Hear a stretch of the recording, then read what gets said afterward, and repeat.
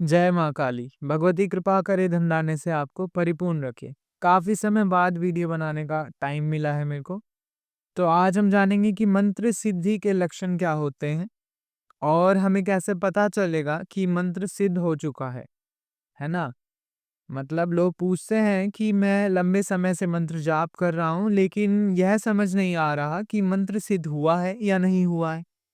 क्या कुछ लक्षण होते हैं जिससे यह जाना जा सकता है?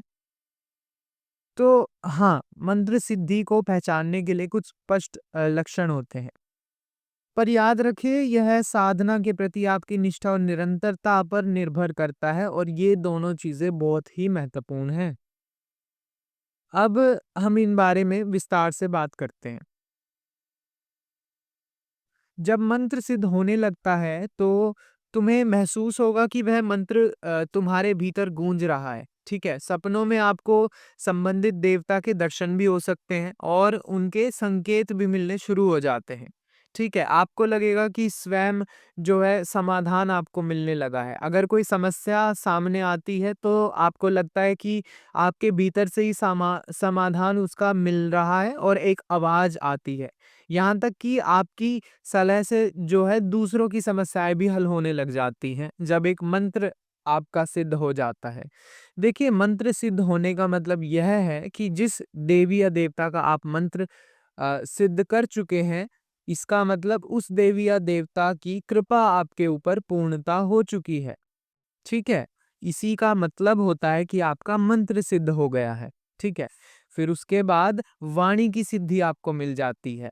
आपकी वाणी में प्रभाव आने लगता है। ठीक है? जब भी तुम सकारात्मक शब्द कहोगे, जब भी आप कुछ पॉजिटिव कहोगे, वह सच होने लगेगा। लेकिन ध्यान रखना कि साधना के समय नकारात्मक या अपशब्दों से बचना चाहिए, क्योंकि उनकी ऊर्जा भी असर करती है। अगर आप नेगेटिव चीज़ें अपने मन में या अपने मुँह से निकाल रहे हैं, तो आपका ही ऊर्जा का स्तर घटेगा। तो इन चीज़ों से आपको ध्यान रखना चाहिए कि अपशब्दों का प्रयोग आप ना करें, तभी आपकी वाणी जो है सिद्ध होगी।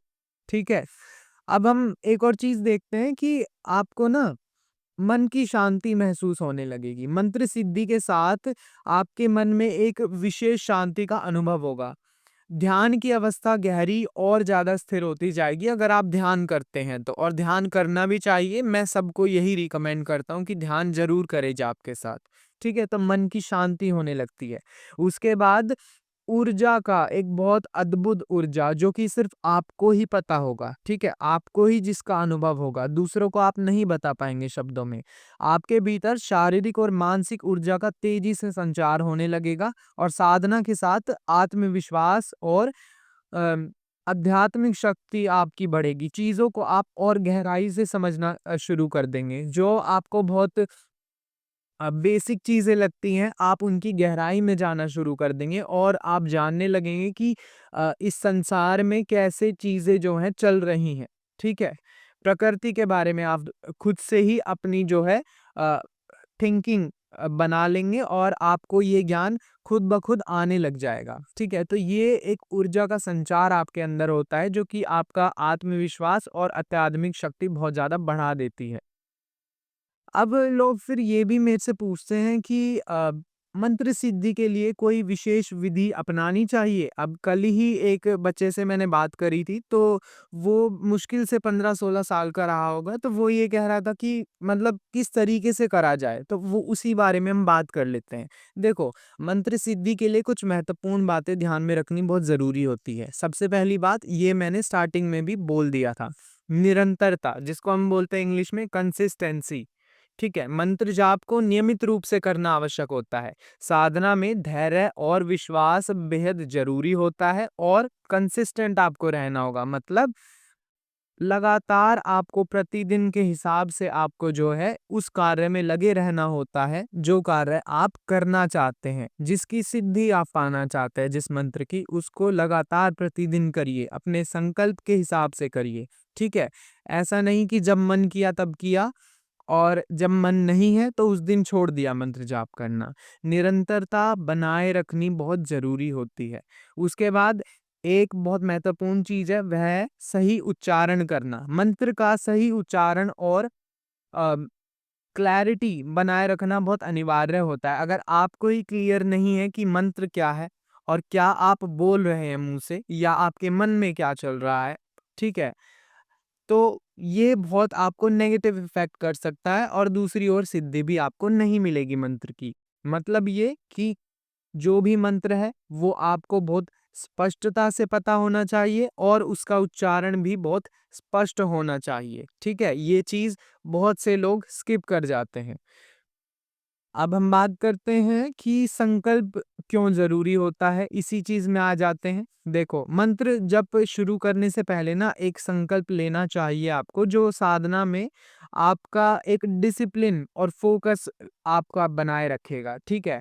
संकल्प लेना बहुत एक ईज़ी सी चीज़ होती है, आपको हाथ में गंगा जल लेने हैं, ठीक है? गंगा जल लेना है हथेली में, सीधे हाथ की हथेली में रखेंगे गंगा जल।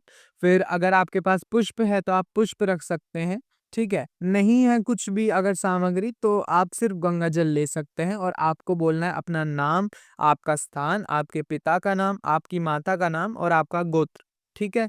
और आज क्या दिन है, आप वो दिन भी बोल सकते हैं। तो ये सारी बेसिकली अपनी इन्फॉर्मेशन, अपनी डिटेल्स आप बोल के और अपने इष्ट देव को बोल सकते हैं कि मैं इस कार्य हेतु इस मंत्र का उच्चारण इतने समय के लिए करूँगा, ठीक है? ये होता है आपका संकल्प और जब ये संकल्प ले लेते हैं उसके बाद आप जल नीचे छोड़ देते हैं। ध्यान रखें कि जब जल नीचे छोड़ेंगे तो वो आपकी उँगलियों के बीच में से नीचे गिरना चाहिए, ठीक है? उसके बाद हम बात करते हैं भोग और पूजा की, ये भी बहुत ज़रूरी होता है मंत्र सिद्धि पाने के लिए। मंत्र से संबंधित देवता को समय-समय पर आपको भोग अर्पित करना चाहिए। अब ये समय-समय कौन-सा हो सकता है? देखो, आप प्रतिदिन जब भी जाप करें उस समय भी आप भोग प्रसाद अपने देवी या देवता जिसके लिए आप जाप कर रहे हैं उनको दे सकते हैं या फिर आप एक समय बाँध सकते हैं कि आप इस दिन उनको भोग देते हैं। जैसे अगर माँ काली आपकी इष्ट है तो आप बाँध सकते हैं कि शनिवार को आप उनको एक भोग प्रसाद में पान और पेड़ा देते हैं या लौंग बताशा देते हैं, जो भी आपका सामर्थ्य अनुसार आप करना चाहें वो कर सकते हैं, ठीक है? या फिर हो सकता है अगर आप डेली भोग दे रहे हैं तो उनको मिश्री का भोग लगा दिया, बताशों का भोग लगा दिया, तो ये आपके ऊपर डिपेंड करता है बट भोग प्रसाद देना बहुत ज़्यादा ज़रूरी होता है। इसके बिना शक्तियाँ नहीं चलती हैं। उसके बाद इच्छा से आपको मुक्त रहकर साधना करनी होगी। साधना के दौरान किसी भी विशेष एक तरीके से रिज़ल्ट की आपको इच्छा नहीं रखनी चाहिए कि मुझे तो ये फल मिल जाएगा जब मेरी साधना पूरी हो जाएगी, ठीक है?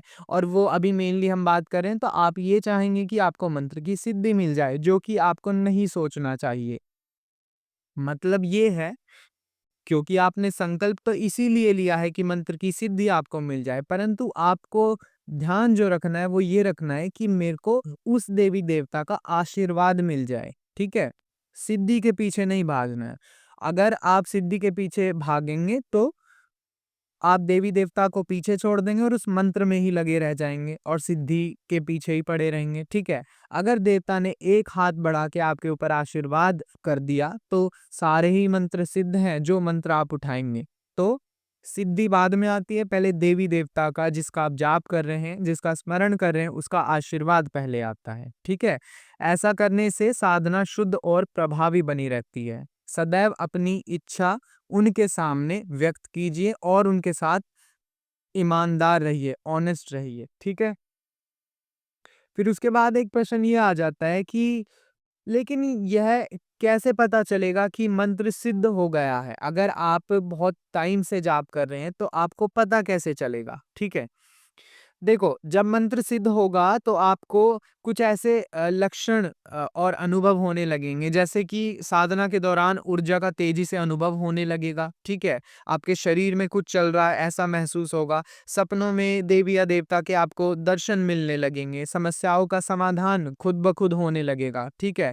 आपको अपने भीतर से ये आवाज़ आएगी कि ये करने से आपकी इस समस्या का समाधान हो जाएगा। दूसरों की सहायता करने की भी क्षमता जो है वो आपके अंदर आ जाएगी। अगर आप किसी को भी बोल देंगे कि आपका यह कार्य बन जाएगा तो वह बन जाएगा, ठीक है? तो कार्य सिद्धि भी आप आसानी से कर लेंगे। उसके बाद एक चीज़ और याद रखना होगा कि जब मंत्र सिद्ध होगा तो वह आपके जीवन में सकारात्मक परिवर्तन अवश्य लाएगा परंतु उसका उपयोग बहुत ध्यान से करना होगा, ठीक है? यही था मंत्र सिद्धि और उसके लक्षणों की चर्चा मैं आपसे करना चाहता था। यदि आप भी अपनी साधना में कोई शंका रखते हैं तो स्पष्ट आप प्रयास करें कि आप देवी-देवताओं के सामने अपनी जो भी भाव है वो बहुत ईमानदारी से रखें, ऑनेस्ट रहे देवी-देवताओं के साथ, क्योंकि वह जानते हैं कि आपके मन के भीतर क्या चल रहा है। अगर आप वह नहीं बोलेंगे अपने मुँह से, तो उनको एक तरीके से क्लैरिटी नहीं होगी कि ये बच्चा हमारा क्या चाहता है, ठीक है? आप इधर मन में आप दौड़ रहे हैं उस मंत्र की सिद्धि के लिए, परंतु आप मीठे-मीठे शब्द बोल रहे हैं उस देवी-देवता के लिए, ठीक है? तो ऐसा उनको पता है कि आपके मन में क्या चल रहा है, इसलिए सदैव ऑनेस्ट रहें, देवी-देवता की कृपा के पीछे भागें, ना कि मंत्र की सिद्धि के पीछे भागें, तभी वह मंत्र बहुत ईज़िली सिद्ध हो पाएगा, ठीक है?